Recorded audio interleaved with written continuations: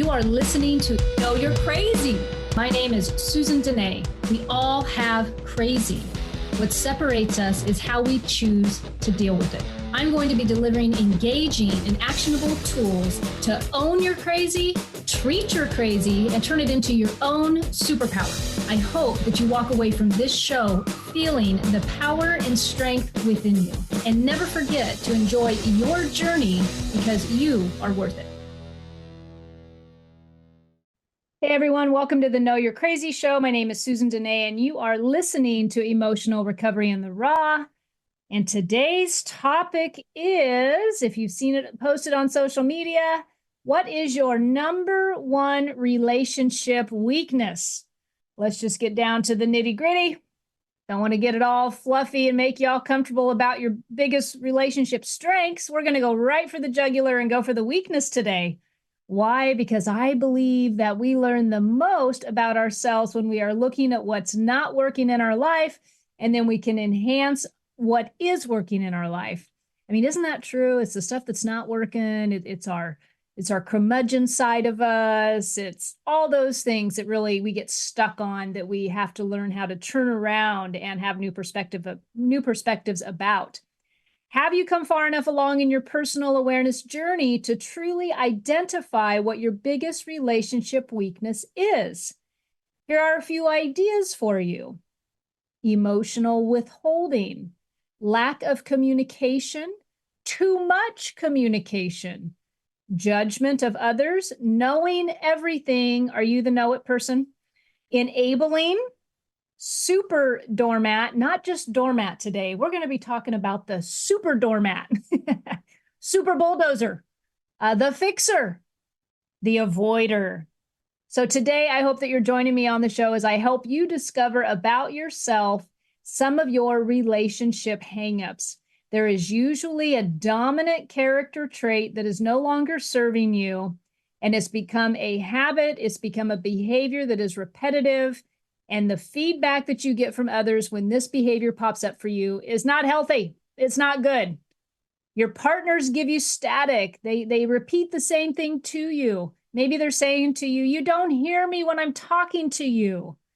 You're not telling me what's going on with you. Or on the avoider side of it, you're not letting your partner know how they're affecting you.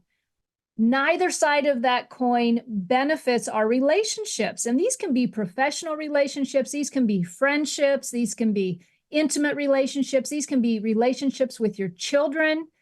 I remember one time I was talking to one of the women I mentor, and she was stating that she was in a counseling session with her therapist. And the therapist had pointed out that the relationship with her daughter was nothing more than a transactional relationship. When the daughter would come to her, an adult daughter, by the way, would come to her to talk, it was always because the daughter was wanting or seeking something. And the mom, in this case, a woman in sobriety, had guilted herself for so many years over her substance abuse and alcoholism when the child was younger that she was still carrying that over into adulthood and really had to take a hard look at her daughter's behavior because she was no longer responsible for the daughter's behavior. She got to turn around and start taking accountability for the progress she made, How many of you are having relationships with others, and the base of that relationship, the base motive is what I'm going to say, is guilt. It's guilt. You do guilt stuff. You say yes when you want to say no.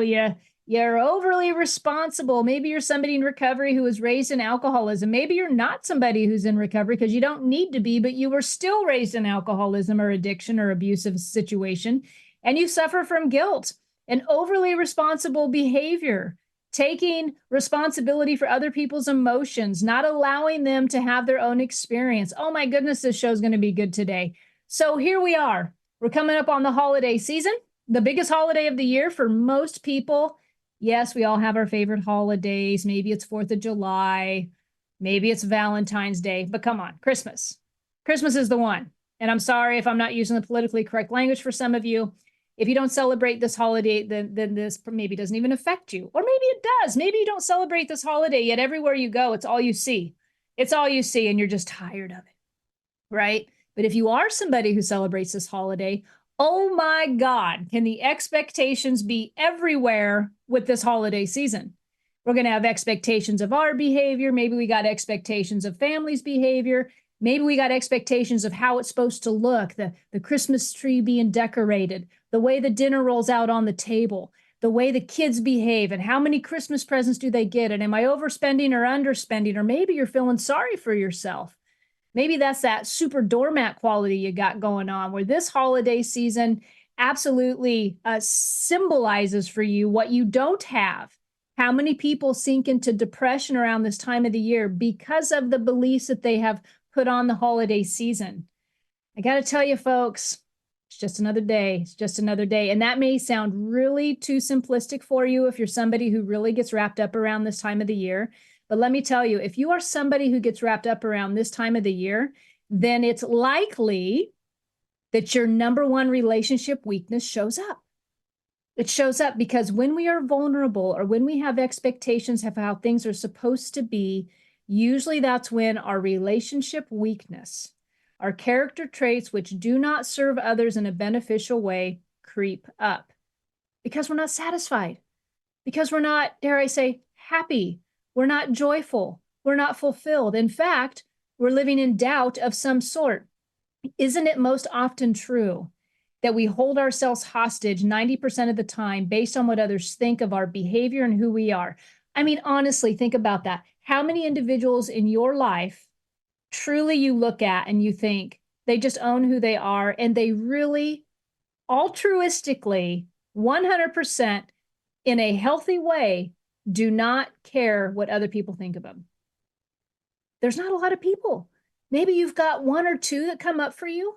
But when you really think about people who just own themselves, like 100% feel fulfilled, they're kind of scarce, actually. I mean, really. And then sometimes we'll think that people who are well off or financial or famous or whatever actually have that quality, but really inside they're not that way. So it's an interesting state of being. Most people are looking to others to validate who they are and what they have in their life. And if only they would behave a certain way, I would feel better and my life would be complete. So that's the thing. We got to learn to get along in the world. We got to learn to get along with others. And in my opinion, experience, and work with others for so many years, it's always going to come down to being able to look at ourselves, change who we are in one way or another in order to enhance the relationships in our life and to bring to that Christmas party joy and fulfillment and not judgment and fear, not judgment and fear. So today I'm going to go over a couple different descriptions of personality types or behaviors. I taught this in a seminar this year. I think it was back in February. It was a healthcare conference. We were talking about professional behaviors that you find in the professional workplace, right? And so these were some of the topics that I covered. And I pulled this notes out today just to refresh my memory. Because there's some that I can add to this list today. So here's a couple different things. Let's see which ones you relate to. Now, remember, I'm going to go a little dark today. I'm going to take you into some inventory taking. You got to look at yourself. You got to try to be as honest as you can with yourself. If you think this will help you grow. If you're somebody who loves getting to the root of things or likes looking within, okay, hang in there. Here we go. Number one, what type of person are you? Are you the hesitator? This individual wants to speak up, but hesitates for fear of what if? What if I sound stupid? What if it's a bad idea? The hesitator will compare themselves to others on a regular, or will compare themselves to the others to the point of silence. For those of you in recovery who go to meetings, often I will hear somebody like within early sobriety and even long-term sobriety, when their ego's gotten into things and instead of sharing their experience, strength, and hope authentically, they get all caught up with how they sound. And so therefore they hesitate and they won't share their experience, strength, and hope, because what if they don't sound like a superstar? Newsflash, you're only a couple months sober. You ain't going to sound like a superstar. I don't care how much public speaking experience you got. When we are vulnerable, we tend to doubt ourselves and we trip all over ourselves. So anyways, are you the hesitator? Maybe you're the hesitator at work. Maybe you've got great ideas or you have ideas that pop in your head and then you don't share them. That would be the hesitator. How about the worrier? Worrier, worrier, the worrier. Paralyzed by fear of the future. This person is constantly in a state of worry about what could happen, worst case scenario. I would even say that in times of my life when I've been paralyzed by fear, like something happening to a child of mine or something, this is where this would come up for me. I was raised in an environment where my mom, I think, had the gold star on this. My mom worried constantly. And what would happen is it would cause me and the other people in her life to become defensive because it gets annoying after a while. Like there's no need to worry. But if you're the worrier, which means that you're just always in a state of what is worst case scenario, doom and gloom, right? Okay, next one. Remember, this is all in regards to your relationships. Are you the over talker?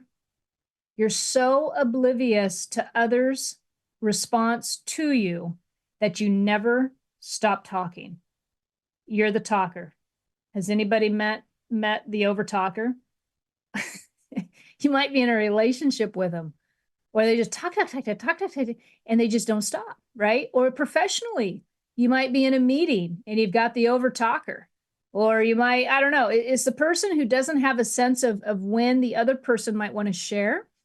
They don't read cues very well in how others are feeling about their words. From another perspective on that, I also feel that this is somebody that is so in the moment. I know how this may sound, but they are so in the moment and they are so headstrong on what they're thinking and doing and saying that they don't even see the other person. And so therefore their energy outmaneuvers the entire room.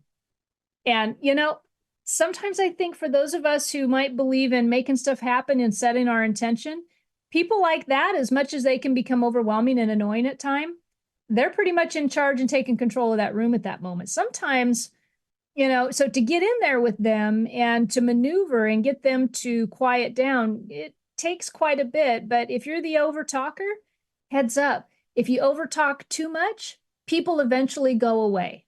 That's what they do. Because we all like to be heard. We all like to be heard. All right, what's the next one? The showrunner. Oh, here's the showrunner. They're going to run the show. They're going to have the ideas. They're going to make sure all their ideas are implemented. And the difference with the showrunner versus a couple that I'm going to talk about here in a minute, the difference with the showrunner is the energy behind it. It's like the person who's almost manic with their ideas and their implementation. Once again, they're probably aligned fully in the moment with themselves and their ideas that they have a hard time listening. But are you the showrunner? Are you always running the show? Is Christmas at the house going down like you want it to go down all the time? Or are other people able to have input, right?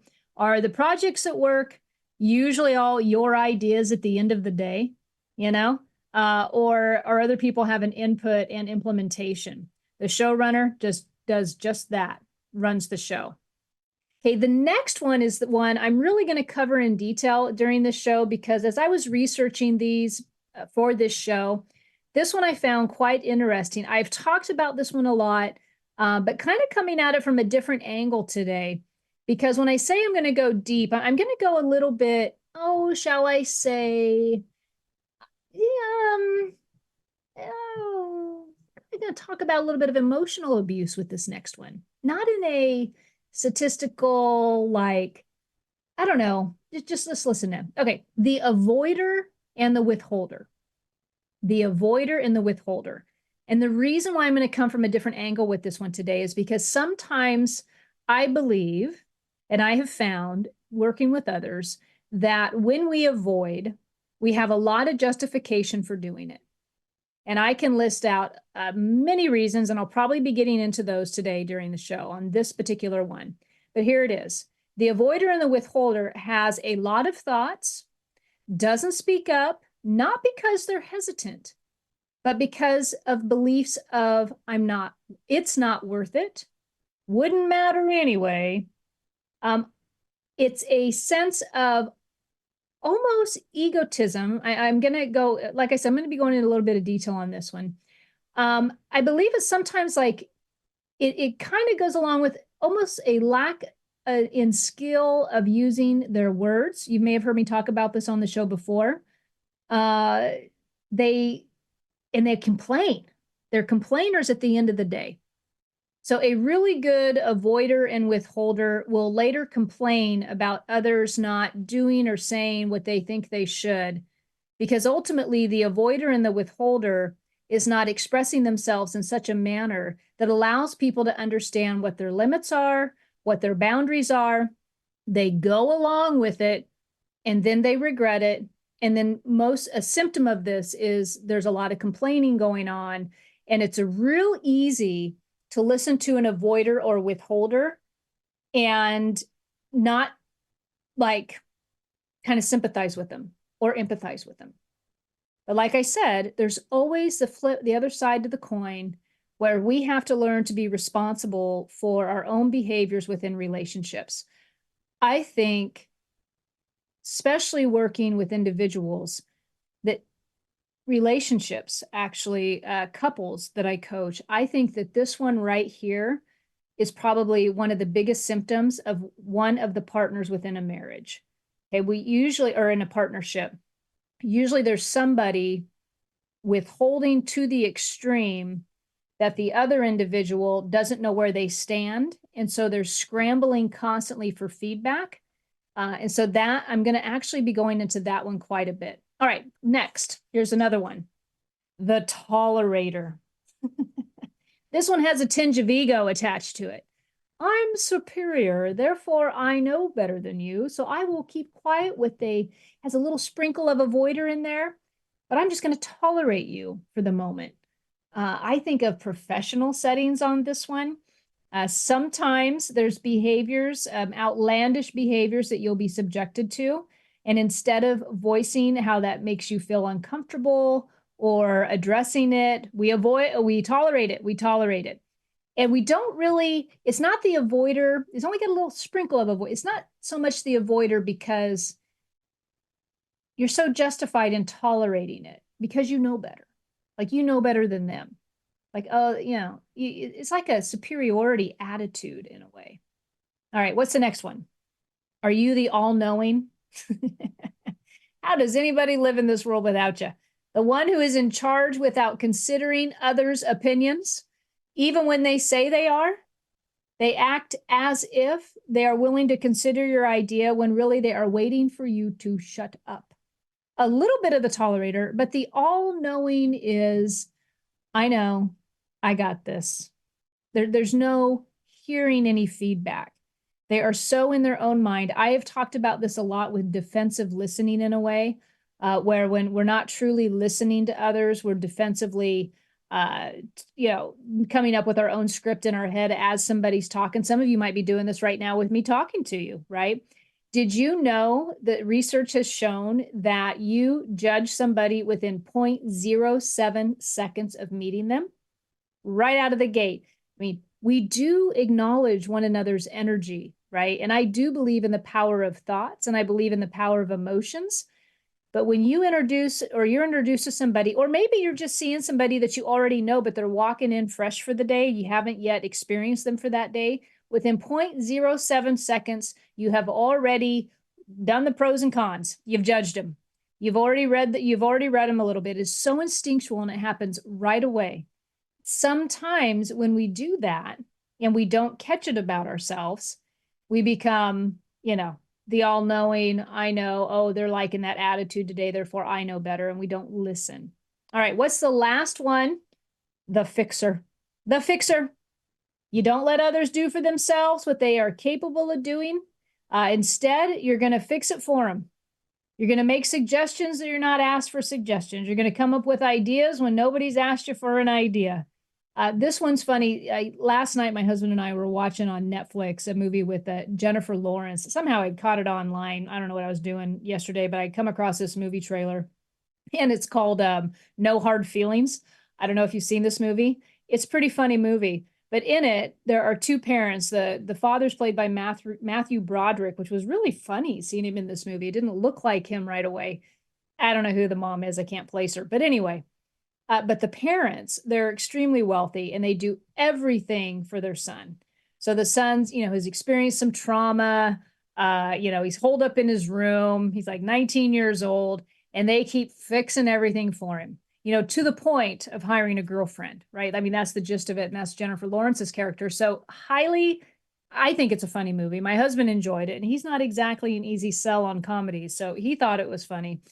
But the idea is the parents were professional fixers of their son. And so are you a fixer? Are you doing too much? And sometimes what'll happen is we become a fixer because we're the worrier. We're worrying. If we don't do this, they may never do it. If I don't bring this up, it may never get brought up. If I don't do X, this, and if I personally have lived on this playground with the justification, if I don't do it, who's going to do it? I have lived on that playground. I have owned that playground in my past. It can still show up.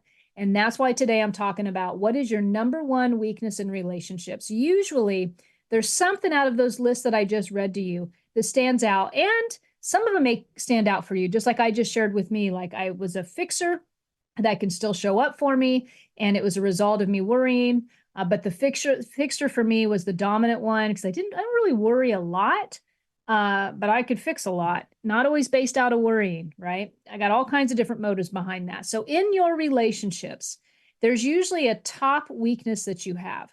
So as I continue the show today, I'm going to really key in the one I'm really going to cover a lot about was the why and the how of the avoider, the emotional withholder. I think this one's near and dear to my heart. I had opened up and I was talking about what did I call it? I've got my notes on it. The doormat. What did I say? The super doormat. Are you the super doormat? And you've listened to me for a while. I always go to the extremes. We got the doormat personality, the emotional core response to life stresses, and then you have the bulldozer, and they're extremes, right? And then you've got like this, we're a little bit of everything. Okay, I got a little bit of doormat in me, maybe. I got a little bit of bulldozer, but ultimately one of those really dominate the core of our relationships where the most growth can be had. My most growth for a long time was on the bulldozer side. I had to learn how to squash the temper. I had to do a lot of emotional clearing in my early sobriety years. And then as I became more emotionally aware, I almost turned into like the super doormat, especially professionally, believe it or not. It was like weird, like I swapped hats, I went from the bulldozer mentality, which probably sometimes was rooted in fear and confidence, a weird combo there. And then when I learned, oh, well, that's not appropriate and that doesn't work, and that's probably not the right way to treat people. But if I just shut up, how's that going to work in my life? Because that doesn't feel right either. And that doesn't feel very confident. So maybe I'll just find appropriate ways to communicate. And then what would happen is I would slip into the withholder and the avoider for fear of what if this other person, this other mentality, this other character trait that I really protected me for so many years in a very defensive way, what if that comes out? Because that's not really appropriate either. So finding the middle ground of whatever the character or the relationship weakness is for you, sometimes it's not an easy find. Today, however, I'm going to be covering the doormat. This topic, the why and how of the avoider and the emotional withholder, falls in my opinion, into the doormat realm. That's just what I think. And you have to have your own journey on this. But so a couple things that I wanted to cover with this, because as I began to hop in there and do some research this week, I just found this quite fascinating because what they were talking about in the research was how an avoider and an emotional withholder is actually abusive, how it's abusive to the other individual that you're in the relationship with. And so why do people do it? Why do people become the professional avoider or the emotional withholder? Number one reason, self-protection. They want to avoid the outcome of a confrontation. Perhaps you're somebody who doesn't enjoy arguing. Perhaps, really, who does, quite honestly? I mean, somebody might get a sick thrill out of it after a while, but I would honestly say that once you start to emotionally evolve and begin to have a sense of self-awareness, if you're somebody who's saying you want to live life compassionately or empathetically or one of those things, it's not really a good feeling to be in confrontation and arguing with anybody. It might satisfy some type of thing going on within you. It might give you a voice to do that. But at the end of the day, I think the real goal is joy and satisfaction in our relationships, not so much confrontation. So we might avoid because of self-protection, so that we don't do that because we don't want a confrontation. We want to avoid the outcome of a confrontation. What's another reason somebody might be an avoider? It's the Eeyore complex. You ever know Winnie the Pooh and Eeyore? Wouldn't matter anyway. So they've lost their voice to the point, or they've been tolerating somebody's behavior to the point where they've lost hope that it can change. And what happens in that cycle is the person who's avoiding is not realizing that their input is absolutely valid to the other person having a new experience with them, or the other person to understand where they stand within the relationship. I mean, if I'm standing in a relationship and I happen to have a strong personality, but I'm with somebody who doesn't, and who's practicing to the extreme, the avoider or the emotional withholder, the person with the strong personality doesn't really ever know where they stand. And the problem with that is sometimes those folks will just exit, right? It's exit stage left. You're not giving me any feedback. I like to have feedback. I got a strong personality. I need you, I need something. So it becomes confusing for that person. But sometimes the avoider and the emotional withholder, which is going to be more the doormat complex, is fallen into a pattern of it wouldn't matter anyway. I've given up hope that this can change. Why bother? Why bother? And this is different than accepting complete powerlessness, because where I just had a thought was, this could be real indicative if you deal with children in addiction or a partner in addiction. Resurfacing hope in those situations can be really challenging. But this is not admitting powerlessness, which does come up in families when we're dealing with addiction and alcoholism. Active addiction and alcoholism is getting to a point of acceptance and powerlessness. This is literally, it wouldn't matter anyway, but not surrendering completely to the powerlessness of it. Yeah, so that's what I'm going to say on that. Okay, what's another one under self-protection? Once again, getting caught up in the outcome of what you think will happen because you think you know where this will lead. If I say this, they're going to do this. So now I have put on my fortune teller hat and I have read the room and I have decided all by myself that if I say this, I absolutely know what's going to happen. And so therefore, I know where it'll lead. I'm not going to say anything. So once again, self-protection, because what would be the reason why somebody would do that? Because what if it doesn't go the way they think, right? What if it doesn't go the way they think? All right, one more, self-protection. Fear that it will lead to fear or rejection. Fear that it will lead to rejection. I'm scared if I speak up and I have a voice that you're going to go away or you're going to tell me no. Okay, so self-protection again. I don't want to deal with rejection. All right, now I'm going to take a break. We're at the half-hour mark already. Oh, let me just throw the last one in there real quick. Punishment. We're scared of punishment. That's the other reason we'd avoid. Okay, now I can move on. So we're going to take a couple-minute break here. We are at the holiday season. We're at the end of the year wrap-up. I am scheduling my coaching clients for the first quarter of next year. I have a full boat. So if you are interested in any type of coaching, couples coaching, individual coaching, please reach out to me on my website at susandenee.com. Shoot me an email, and we can talk about maybe a couple different packages I have going right now for the end of the year deals, and go from there. In the meantime, I will be back shortly and I will continue this conversation with you. Be back.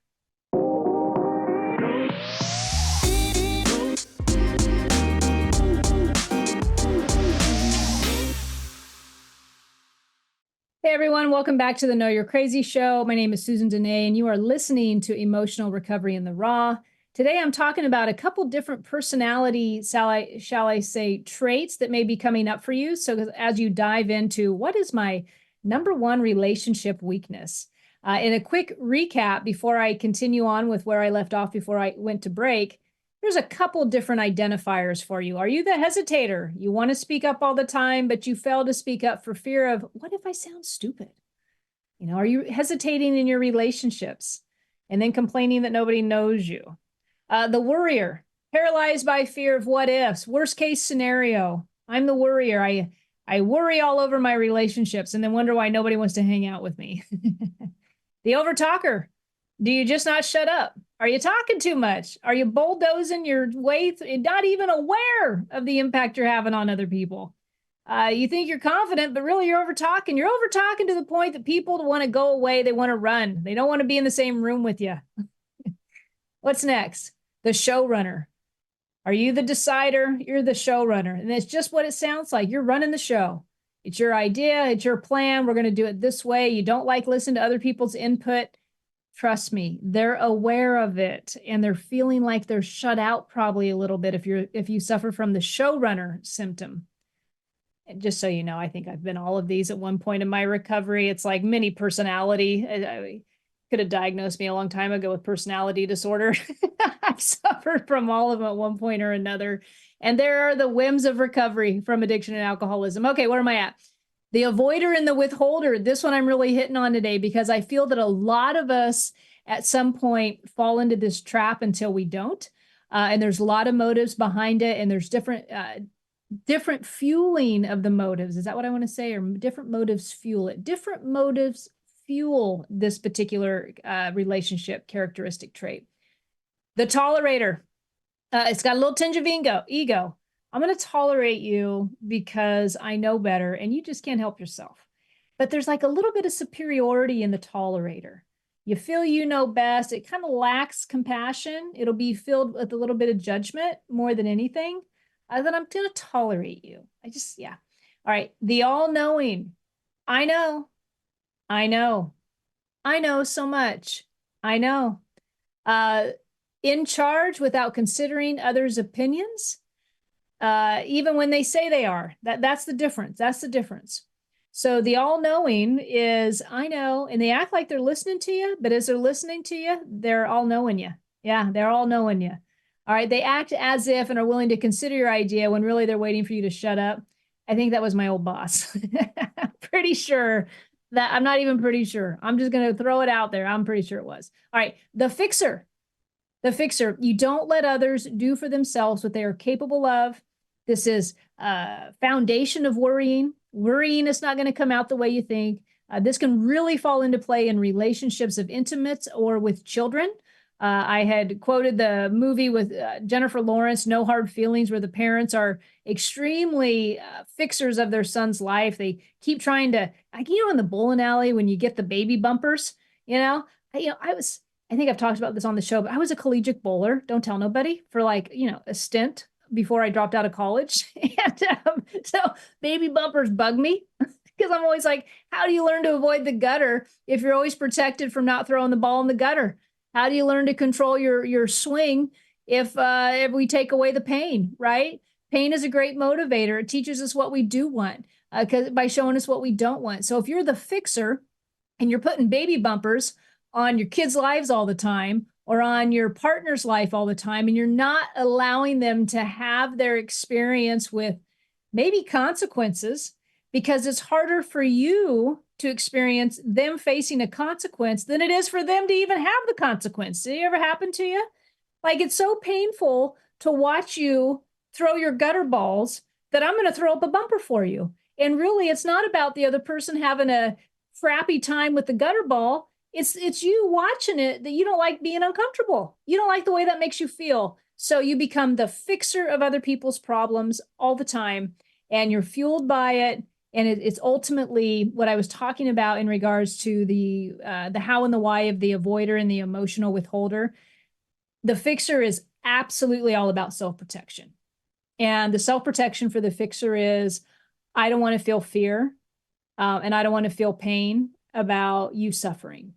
It's hard for me to watch you suffer. It's hard for me to watch you suffer. So therefore, because I know, I'm going to put up the baby bumpers for you all the time. Yeah. Okay. So that's the fixer. Did that sound like maybe I have a little bit of experience in that category? Just a little bit? Just a little bit. probably like professional. I probably got a degree somewhere back here in being the fixer. All right, so where are we at? Okay, the why and the how of the avoider and the emotional withholder. What I was talking about before I went to break was the motive of self-protection. Avoiding the outcome of confrontation is why I will avoid you. It's why I won't have the hard conversations, because I don't want to deal with the confrontation that can result from that.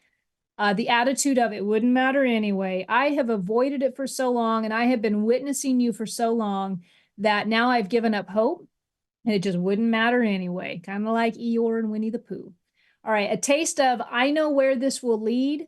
Again, the outcome, this has a little tinge of that all-knowing, right? So assuming we think we know where this is going to go, assuming that we understand the future so well that we become psychic and we now know exactly how this person's going to respond, and we feel pretty confident about that. Like we've seen them be a jerk or a real piece of work a few times, and so we're pretty sure that if we say this, they're going to respond like that.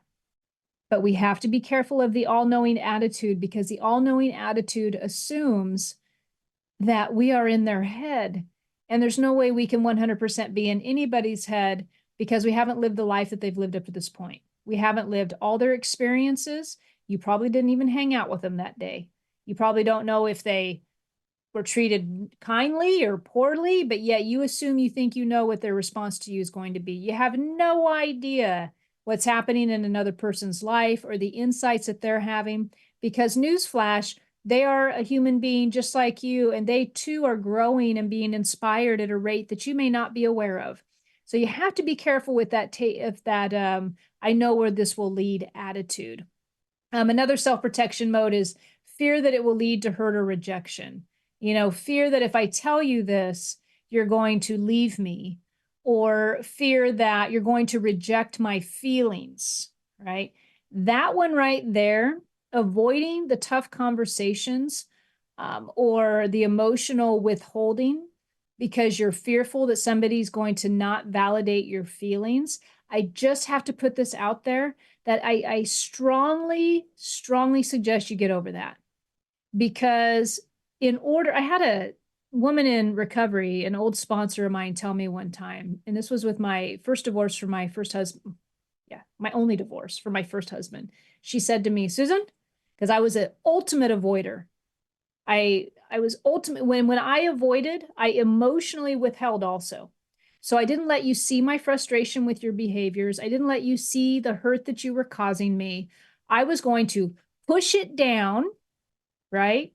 Push down all that stuff and not let you see, because if I didn't rock the boat, therefore we would have somewhat of a happy home for our kids. I mean, that was the gist of it. Don't rock the boat. Don't want to grow up in an emotional turmoil environment. That's what I'm going to do. And she said to me when we were working on this, she looked at me, she goes, Susan, sometimes it's got to get messy before it gets better. Simply, you have to be able to ask and comment the tough stuff.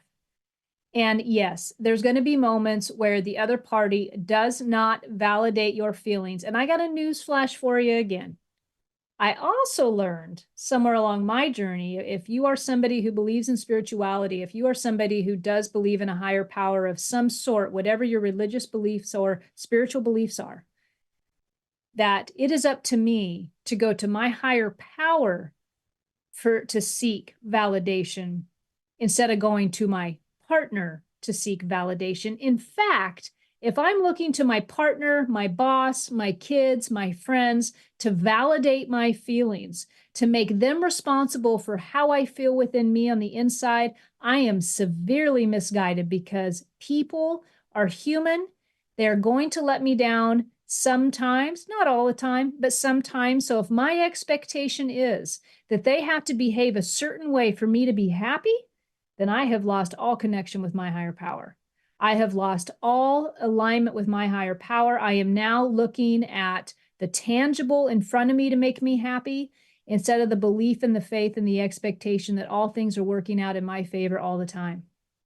If you've become overly dependent on your partner to make you feel better and have your feelings validated, and you are an avoider and you are emotionally withholding from your partner, it is not fair to them that you've made them accountable for your happiness. It is not fair to them. In fact, I would argue that is too much pressure on your partner, your friends, your business acquaintances to go through.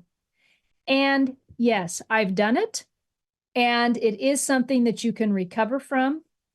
But if you, and it's real helpful if you have a belief in a power greater than yourself. It is very helpful in that case.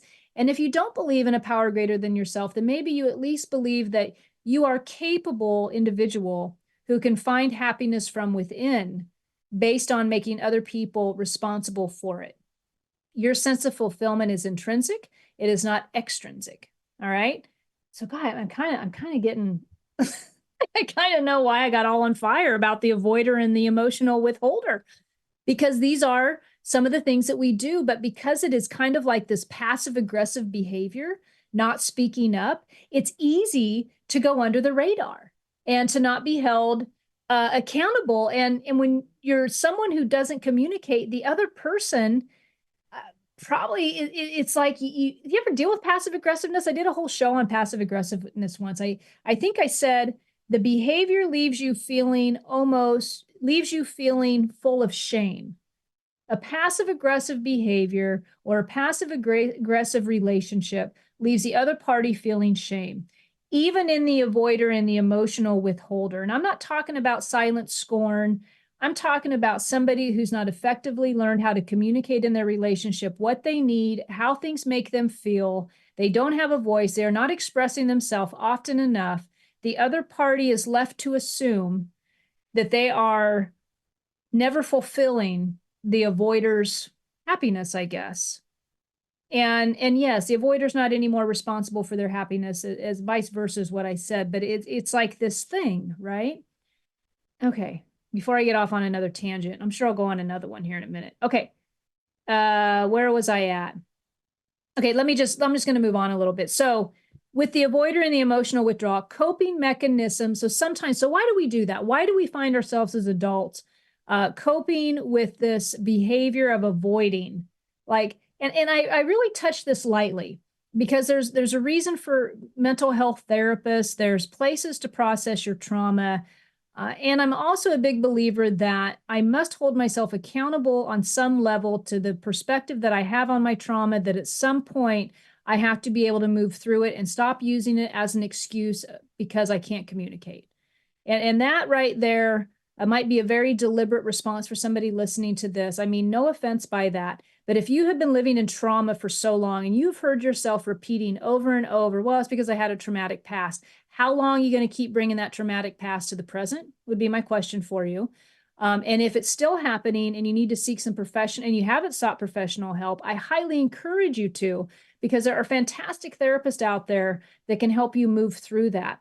But the coping mechanism that we can develop as a result of trauma is avoiding, right? It is avoiding.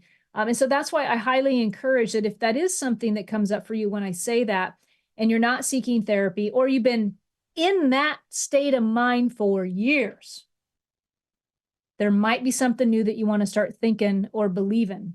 Challenge yourself a little bit to move through that, because being an avoider in life and being an emotionally emotionally withhold from the relationships in your life is so not a fulfilling place to be, because you are without a voice. You're without a voice.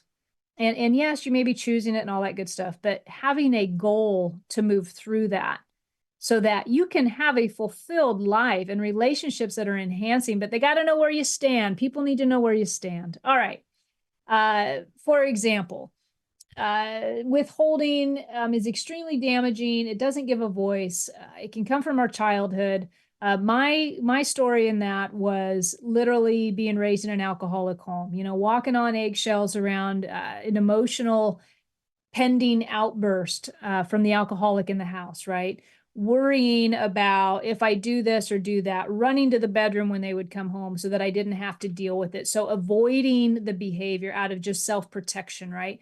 And then you grow up as an adult, or I grew up as an adult, and then I'm now practicing those behaviors as an adult. And the gratitude in being a recovered drug addict and alcoholic is I got to take a look at all of that and recover from it. Not easy work. And yet every now and then something creeps up for me. Something creeps up for me and I'm like, oh, that's that thing. I know exactly where that came from. And now I'm responsible in the present moment to change it, or I shall suffer the consequences of that. I have a responsibility to change it. Okay, what's next? Oh, so this was actually the part that got me all on fire about covering this topic, about really nailing in on the avoider and the emotional withholder, was the abuse that occurs with withholding and avoiding.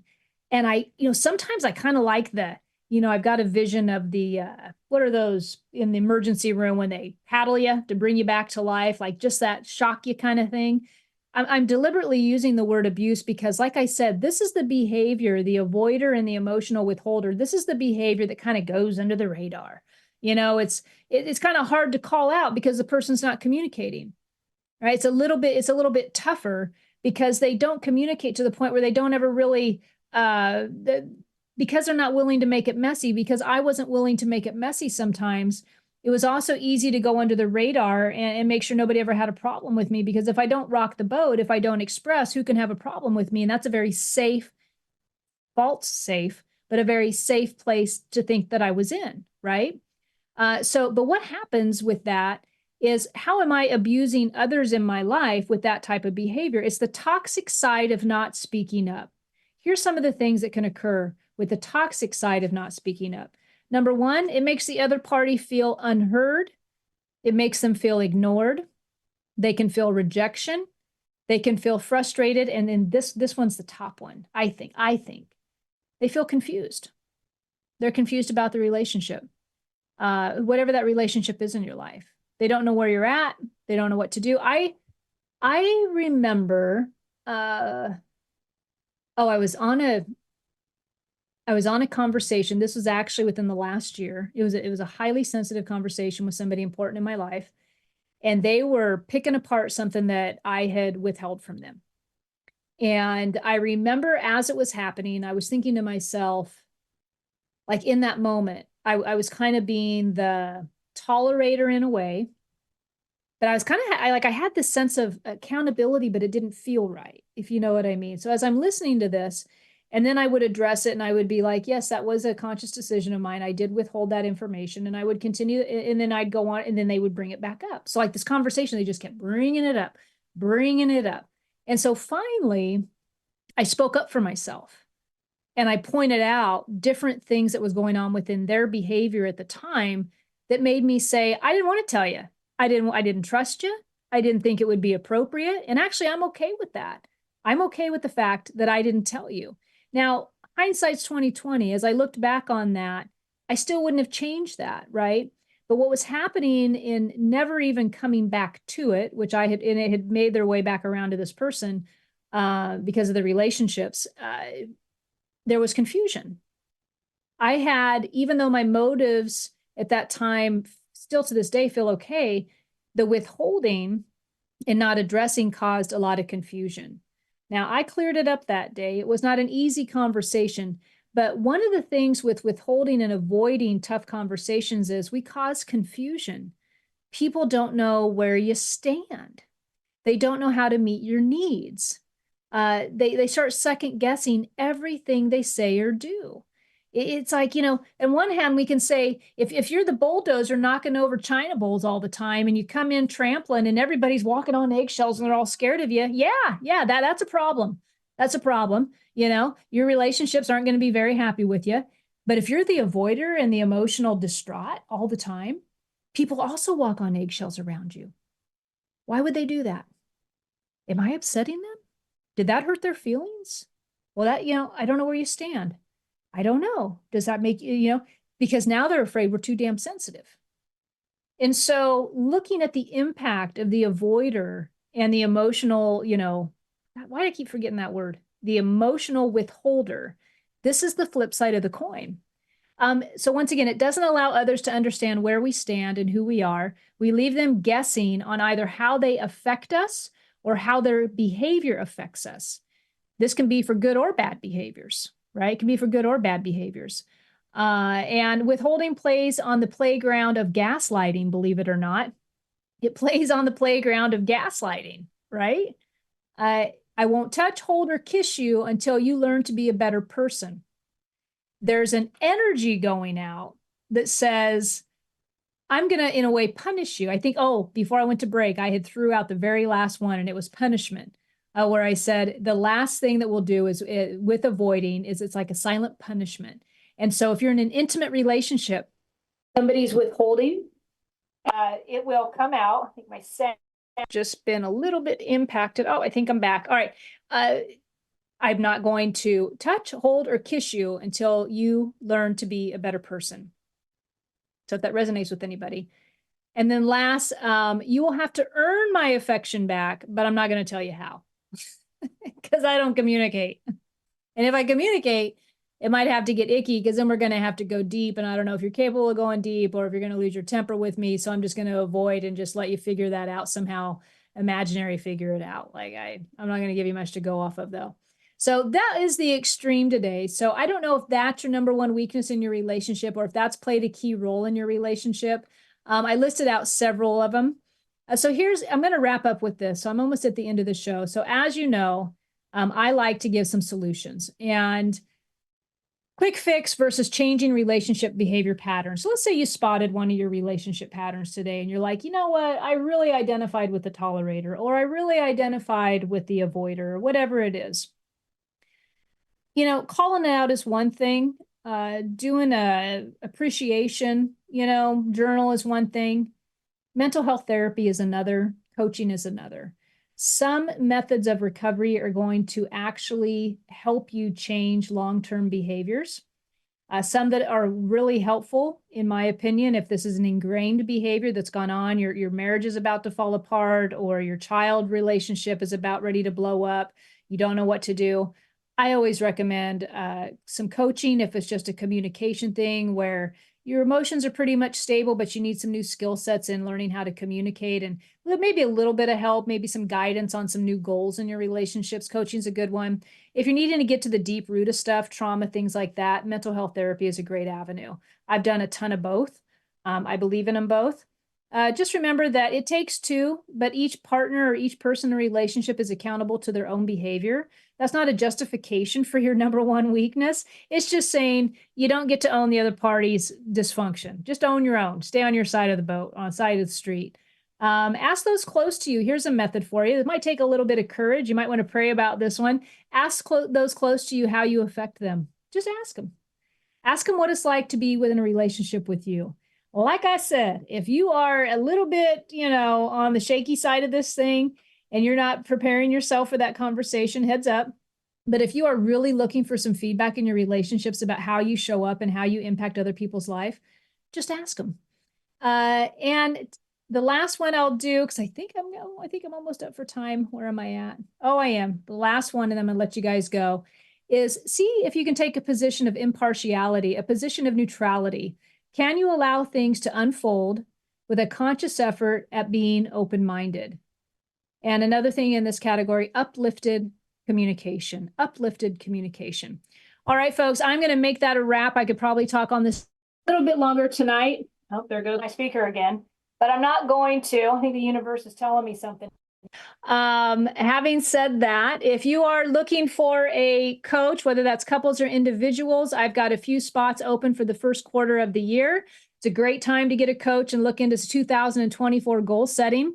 I was working with a couple the other day and I said, have you asked yourself where you'd like to be 1 year from today in regards to not only your relationship and the satisfaction and fulfillment of that relationship, but in financial goal setting? And we can talk about things like trips and vacations, but where do you want to be in 5 or 10 years? And so this is a great time, as cliche as it is the end of the year. It's a great benchmark for many people to change it up and to take a look at things.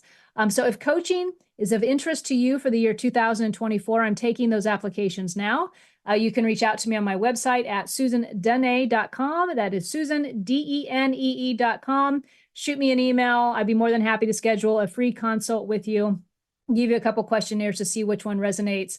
and go from there. All right, folks, go on, have happy relationships, look within. The answers are all there. And I will see you next Tuesday at 5 p.m. Have a great night.